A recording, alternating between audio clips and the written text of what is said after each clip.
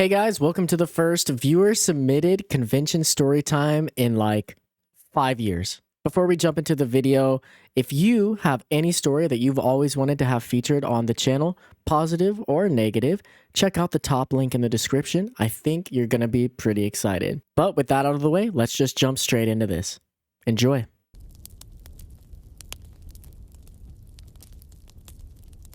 Let's call this story that time I was fighting for my life in the con bathroom stall while TikTok girls were recording. I can laugh at it now, but when it happened, I feared I was actually going to die. At the time, I didn't know I had chronic cholecystitis, which is a condition where your gallbladder chronically creates gallstones. If you've never experienced a gallstone, trust me, it's one of the worst pains imaginable, and definitely not something you want to experience while trying to cosplay and enjoy a convention. I was aware beforehand that I was having painful digestive issues, but like an idiot, I still attended the con. I was perfectly fine the first day, but the second day was like hell. It was just after lunch when the pain began. It started on the right side of my back and grew until a freezing, stabbing pain and nausea engulfed me. It quickly escalated until I couldn't take it anymore. I just left my things with my friends and frantically ran to the nearest restroom. By the time I made it to a stall, I was soaked in sweat, feeling like I was about to vomit out everything I'd ingested in the last week. Suddenly, a group of young cosplayers, I'd say middle school or early high school, entered the restroom, talking and laughing pretty loudly. This was one of those really fancy hotels some cons use as a venue.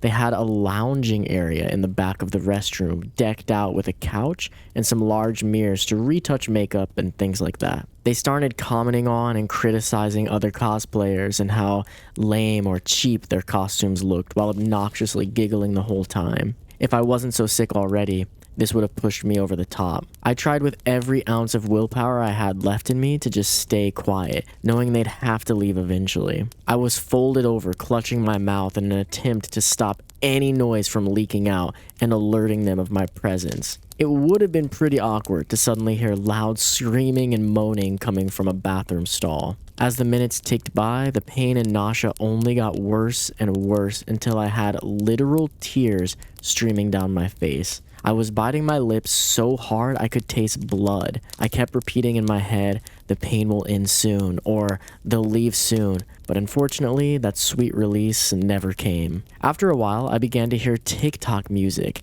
It sounded like they were dancing and singing as well. At this point, I thought I was actually about to pass out from how hard I was breathing through my nose. I started thinking someone might really find the dead body of Lisa from Genshin Impact face first on a convention bathroom floor. After what felt like an eternity, they finally stopped filming when one of my friends came in to check on me, realizing I was there the whole time. I hope they learned it isn't such a good idea to talk crap in the bathroom. They quickly made their exit and I finally had the bathroom to myself to fully curse and vocalize my pain in peace. In the end, I didn't throw up, but I was definitely done for the day. I stepped out to find my makeup was beyond repair. I looked as horrible as I felt. I did my best to get off as much makeup as I could with paper towels and water before going back out to the con floor. Turns out I was in there for nearly an hour, and the con was pretty much done anyway, so we went home. It was probably the most awkward and painful scenario I've ever experienced,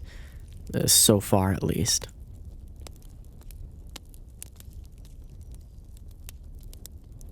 This story took place at Katsucon 2016, also known as FireCon 2016. It was Saturday and I was finishing up a private photo shoot with a friend. There was another group photo shoot I wanted to be a part of a bit later, but there was time to kill. So my friend and I decided to check out the dealer's room one more time. We just spent our time window shopping for about 20 minutes before I left my friend to head to the photo shoot. The moment I stepped out, I noticed something was off. Foot traffic right outside the dealer's room seemed considerably heavier than it was earlier. Crowded hallways during a con aren't really that unusual, but people were barely moving an inch a minute. Somehow I managed to get past them and reach the staircase heading up. I was in the convention area of Katsucon's main venue, the Gaylord, and my photo shoot was somewhere up in the hotel area. So I made my way in the direction of the hotel, but I couldn't. In fact, no one seemed to be able to return to the hotel. I could see staff members yelling and funneling people from the hotel area into the convention center. They told me to get back immediately. Everyone was either confused, annoyed, about to have a panic attack, or a mix of all three. We all had the same question on our tongues. What the hell is going on? That's when I noticed the bright flashing lights and sounds of fire alarms coming from the hotel. You've got to be kidding me. Was there a fire somewhere in the hotel? I couldn't smell smoke or see anything that would lead me to believe there was a fire. The staff wasn't giving any clear answers, so I asked some of the folks around me if they knew what was going on, but no one seemed to know anything. I tried to get in touch with the rest of my group, but no luck. Cell service at cons is always pretty terrible. After 5 or 10 minutes, the staff informed us we would need to evacuate immediately. What? Katsucon is always in the middle of February and has a reputation for snowy weather, making it a bit of a challenge. That weekend was freezing. There was no snow on the ground, thank God, but this was not weather you would want to be out in without proper clothing. If I remember correctly, the temperature was at best 20 degrees Fahrenheit, but the wind chill made it unbearable. Most of the cosplayers were not even close to prepared to suddenly be ejected into the cold, and unfortunately, I was one of them. I still remember walking down those stairs toward the exit, feeling the ice-cold air begin to cut through me as I approached the threshold. It was awful. It was definitely the kind of cold where frostbite could come on quickly. My cosplay offered little protection. My arms, legs, and feet were totally exposed. I could barely hold my props. I'm just glad I was wearing shorts underneath my cosplay for modesty's sake. Otherwise, I'm pretty sure I would have had to ditch my props somewhere to keep my dress down. Everyone seemed pretty miserable, but at least they were trying to help each other out. Some were huddled together for warmth, and I even noticed some of the people with much larger cosplays or props trying to block the wind from the people who weren't wearing as much to protect themselves from the cold. It's moments like these that make me proud of this community as a whole. They didn't tell us where to go, just away from the hotel, so my plan was to head to another hotel directly across the street, and luckily, from the side exit I used, it was a straight path, only a 5-minute walk, but it was 5 minutes of absolute misery. I had no idea what was happening with the rest of my group, but I just needed to get out of the cold ASAP.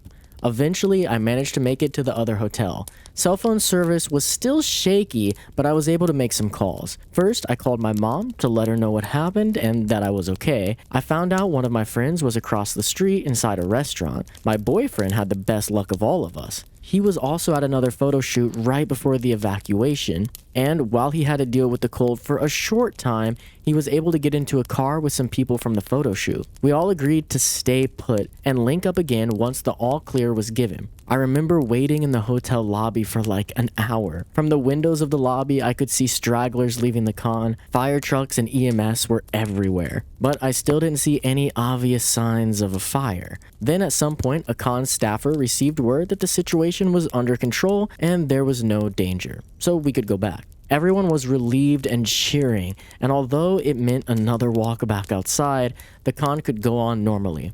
Of course, it goes without saying that rumors spread like wildfire. Someone was hotboxing in their room. Someone was messing around with a heat gun and set their cosplay on fire.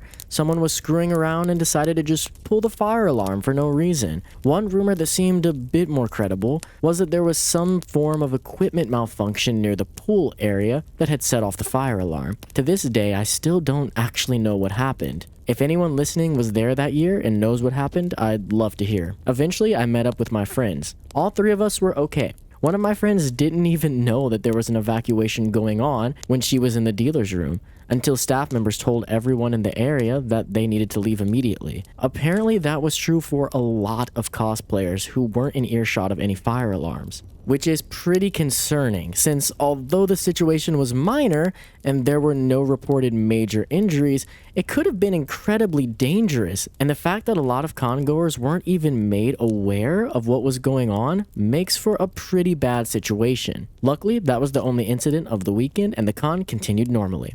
Also, I missed my photo shoot.